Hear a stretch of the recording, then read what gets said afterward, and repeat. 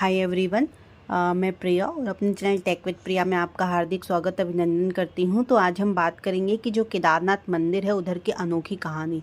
Actual में जब जो हमारे भोलेनाथ जी हैं वो शिव में समा गए थे तब की उनकी अनोखी एक कहानी है। देखिए, 12 ज्योतिर्लिंगों में जो सर्वोच्च केदारनाथ धाम की एक अनोखी कहानी है। कहते हैं केदेश्वर जो ज्योतिर्लिंग का प्राचीन मंदिर का निर्माण तो पांडवों ने कराया था, लेकिन पुराणों के अनुसार केदार महिष अर्थात भैंस का पिछला अंग है ना, या पिछला भाग बोल सकते हैं, या भगवान शिव भूमि में समा गए थे। तो एक्चुअल में क्या हुआ था, चलिए हम आपको वीडियो के जरिए बताते हैं। स्कंद पुराण में भगवान शंकर पार्वती से कहते हैं कि हे प्राणेश्वरी, यह क्षेत्र उतना ही प्राचीन है जितना कि मैं हूँ। मैंने इसी स्थान पर सृष्टि की रचना के लिए ब्रह्मा के रूप में परम ब्रह्मत्व को महत्व प्राप्त किया था। तभी से यह स्थान मेरा चिर परिचित आवास है। यह केदार खंड मेरा चिर निवास होने के कारण भूस्वर्ग के समान है। केदारनाथ में उल्लेख है, अकृत्वा दर्शनम वैश्य केदारस्य धनाशिना यो गच्छेद बद्री तस्य यात्रा निष्फलतामम व्रजेत। अर्थात बिना केदारनाथ भगवान के दर्शन किए यदि कोई बद्रीनाथ क्षेत्र की यात्रा करता है तो उसकी यात्रा व्यर्थ हो जाती है। वो कहते हैं कि पुराण कथा के अनुसार हिमालय के केदार श्रृंग पर भगवान विष्णु के अवतार महातपस्वी नर और नारायण ऋषि तपस्या करते थे।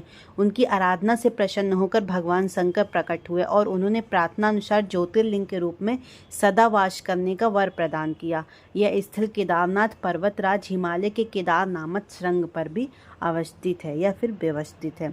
महाभारत के युद्ध में विजय होने पर जो पांडव भ्रातृ हत्या के पाप से मुक्ति पाना चाहते थे, इसके लिए वे भगवान शंकर का आशीर्वाद पाना चाहते थे, लेकिन वो लोगों से रुष्ट थे। इसलिए भगवान शंकर अंतर ध्यान होकर केदार में जा बसे।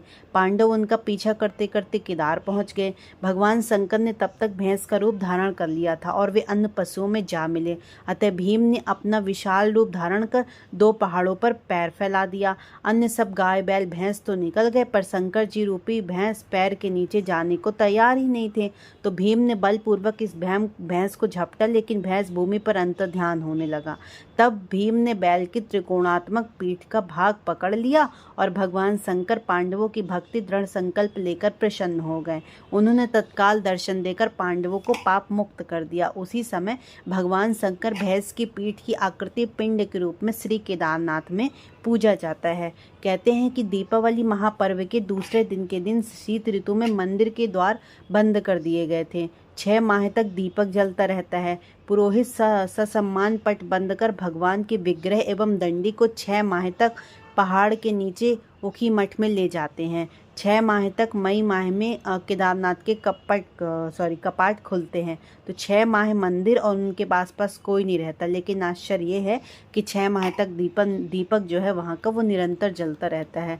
मैंने एक पिछली वीडियो में केदारनाथ के बहुत ही अद्भुत रहस्य बताया है, उसमें भी मैंने ये जिक्र किया है कि जो उनका 6 महीने तक कपाट बंद रहता है और दीपक जलता रहता है, लेकिन आप जब भी आफ्टर 6 मंथ जब आप गेट ओपन करते हैं तो वैसा ही साफ सफाई, वैसा ही पूजा और वैसा ही दीपक जलता रहता है। बहुत ही अद्भुत अविस्मरणीय है।